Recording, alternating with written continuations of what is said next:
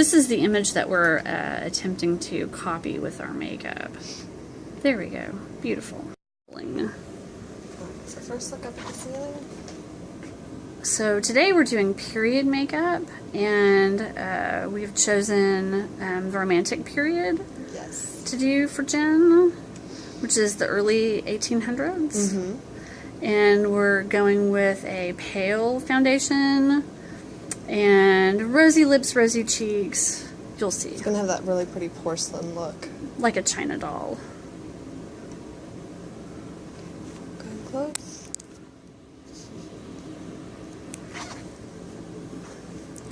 So are you doing some concealer around your eyes? Yes, just around the eyes, because also with this look, since it is more porcelain, the focal point is more of the skin and giving it this really beautiful glow.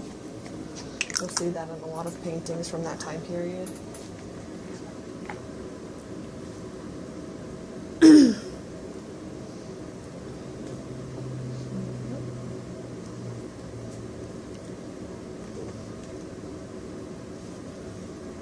Oh, we were saying this blends perfect. So that is something you want to take into consideration, since the skin is going to be more of a focus, to make sure that your foundation and base is going to be a really good match for the actor, because you don't want to have that line right there, because the audience, even though there is the distance, if it's a pretty big, you know, lighter or darker, you don't want that, and they won't be able to see that.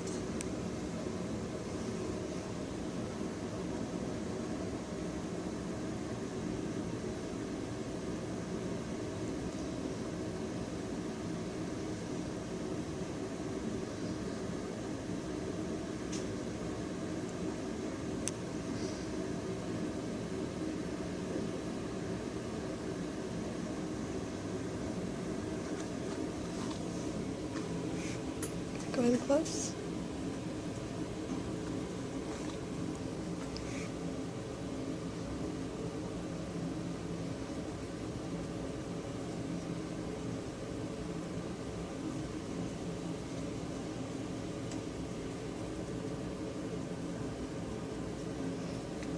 So this is just really giving her a smooth finish.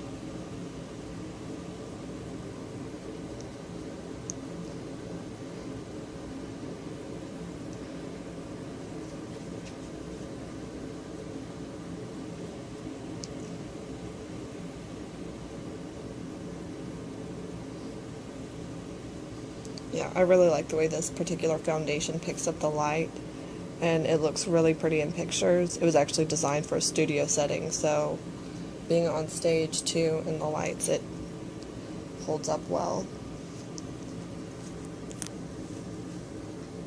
Can I tilt your face up a little bit? There we go.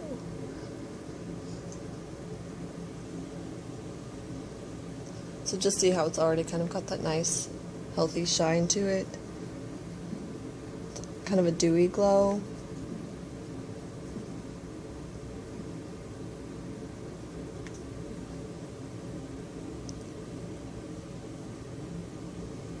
Look at the ceiling.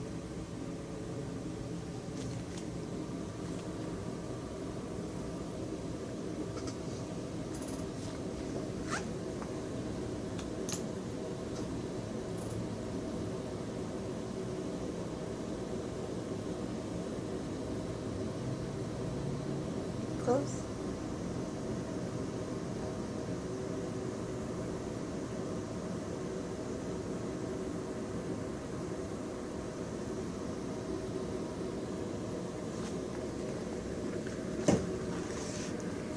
Look at the ceiling. So now we've almost got the foundation finished. Just going to continue blending a little bit more.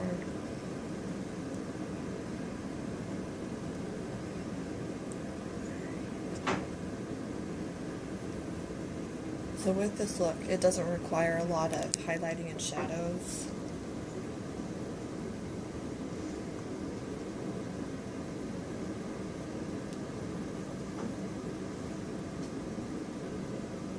We will do a little bit, but it's going to be very minimal in comparison with the previous looks that we've done. So I'm taking this color and going to use it as a light shadow. It's a nice blush, but it's also going to, the color that is going to be the main focal point for the blush is a little bit brighter. So this is just going to give a little bit of that accent of her cheekbone and bone structure.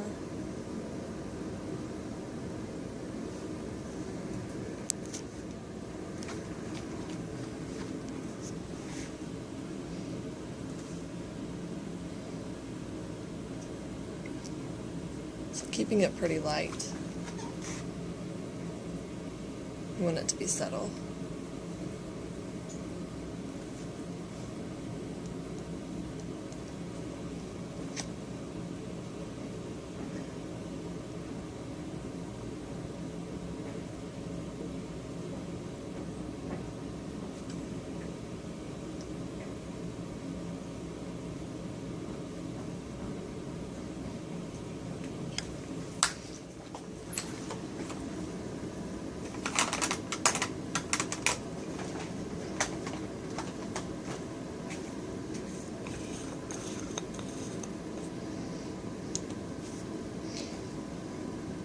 This is a transparent finishing powder, so it's just going to set the foundation and also give it a little bit more longevity for the wear.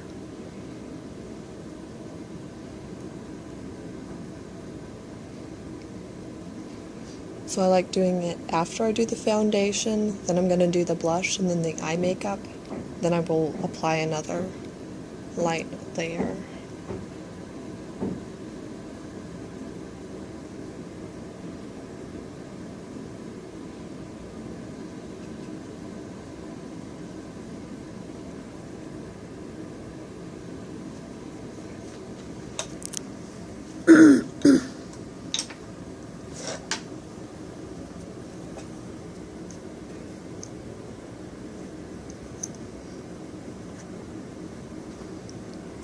Favorite one.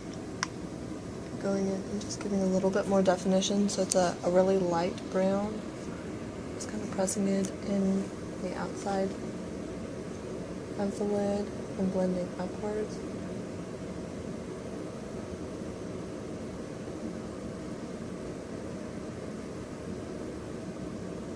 Just pressing the color. You're very light, just really light. Think of Pride and Prejudice, then the one with Keira Knightley, and how all of the eye makeup is really just very light.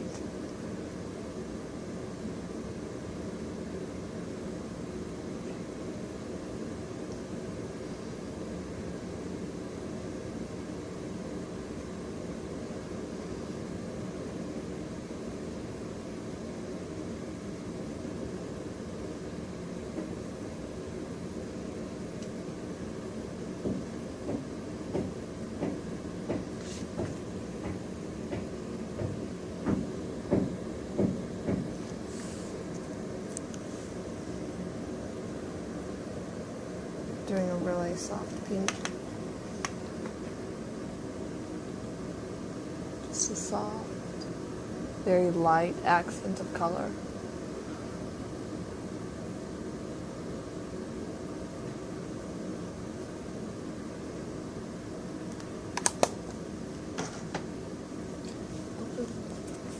Just gonna blend that in a little bit more.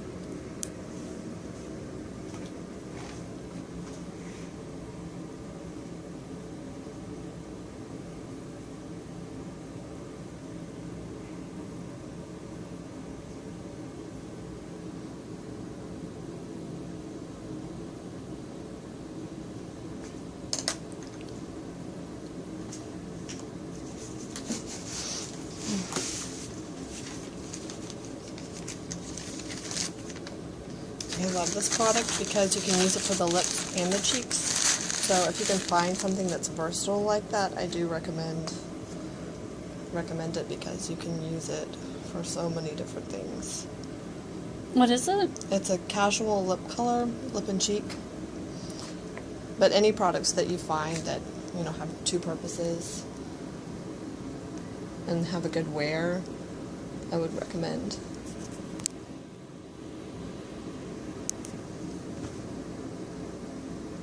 So we're not going to use a lip liner, just because that's not part of the look. Everything is really, the lines are a lot softer with the romantic period.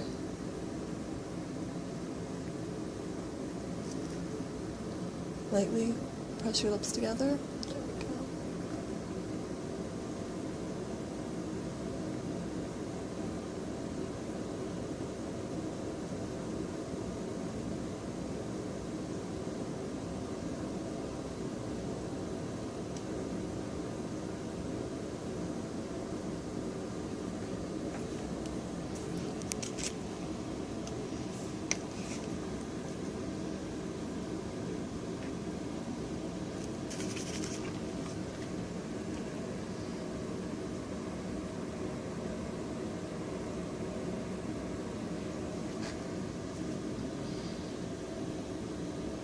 So now we're just lightly blending it to give her this really pretty flushed porcelain look.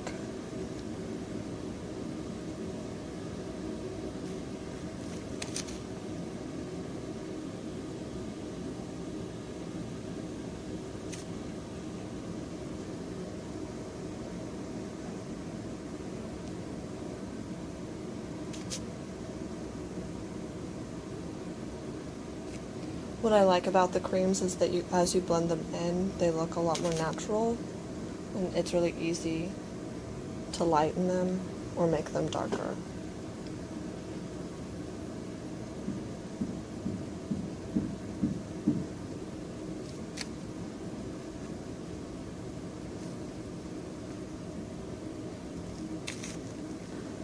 So now with a light beige color, I'm just going to go over the blush.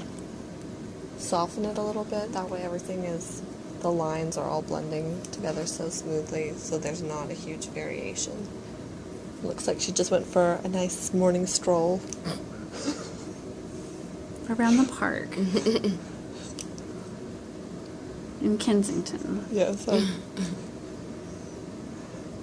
Pemberley, Jane Austen moment. There we go. Beautiful. So I'm going to keep the brows pretty light, but just give it a little bit more color.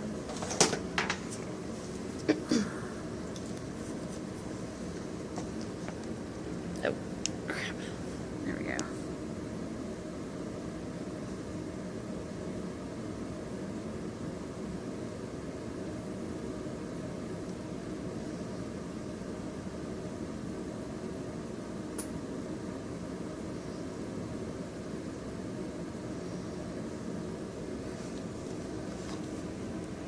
So, an important thing about recreating a historical makeup, especially if it's before 1900, is that you want to make sure your makeup, the makeup products that you're using are not shimmer or glossy, because that just didn't exist. So you want to make sure that everything that you're using, no matter what period you're trying to recreate, has a matte finish.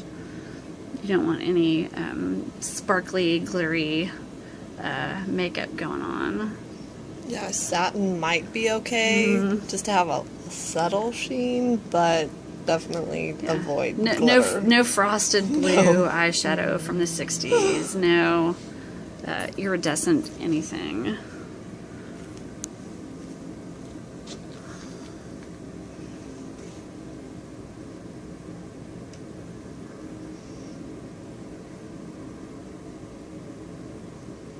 Yeah, so that's why I like doing a powder or an eyeshadow for the brows when it comes to a period look that is more simplistic. That way you're really able to keep it light.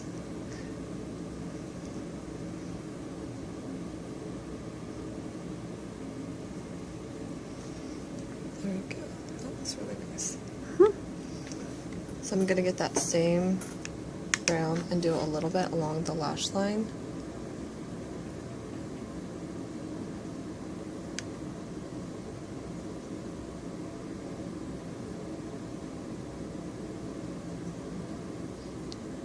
Okay, look at the ceiling.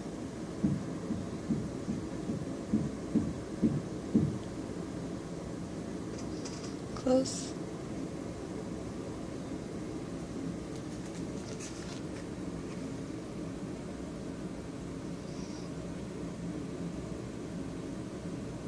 And look at the ceiling.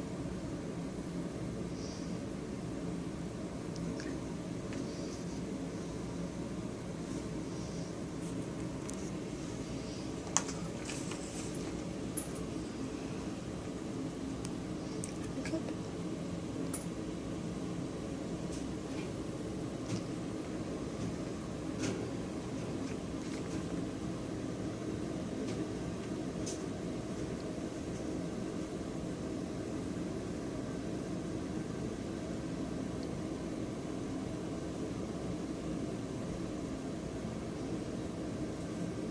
So I'm using this eyeshadow now as a little bit of a highlight. Still matte, but it's just going to add a little bit.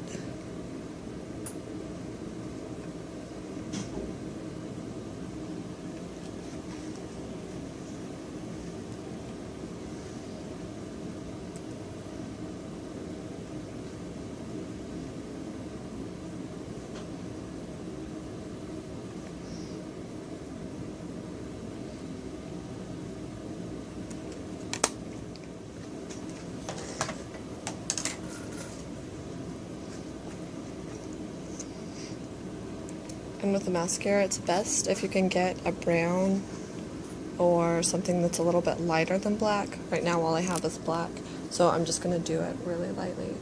So applying a little bit on the top of the lash. Mainly just keeping it at the tips.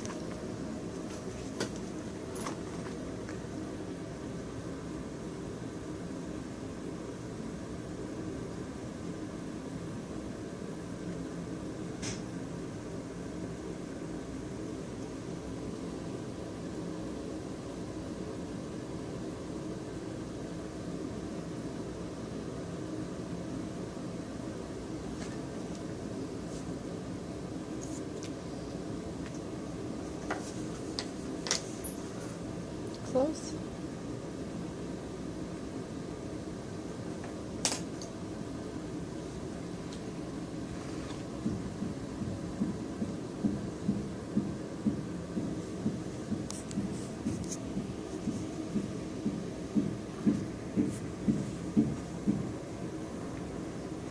And one last time with the finishing powder. There we go. And done. Gorgeous. Now, of course, the important thing to remember about period makeup is that it's mostly going to be the hair and the costume that communicates what period it is. You can't rely on the makeup to tell the complete story. But if you don't have the right makeup, it's going to destroy the the costume and the hair. Look at the 60s Cleopatra, if you don't believe me. Beautiful makeup, just like not the right period. Terrible, right. So, all right, awesome. Thanks. And next week we'll be doing disease, injuries, and gore.